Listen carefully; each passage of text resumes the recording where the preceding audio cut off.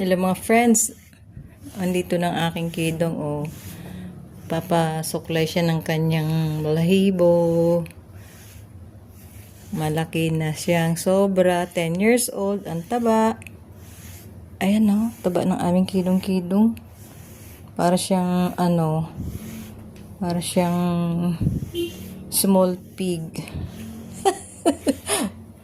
Ayan Kito. Ayan, ang daing balahibo na lalagay sa kanya. 10 years old na siya, hindi na siya masyadong naglalaro. Ayan gagalit siya. Ang buntot niya. Galaw ng galaw. Ito yung balahibo na tanggal sa kanya ang dami. Pag hindi mo yan tinanggal, kakalat yan sa damit mo kung saan-saan. Bye-bye mga friends!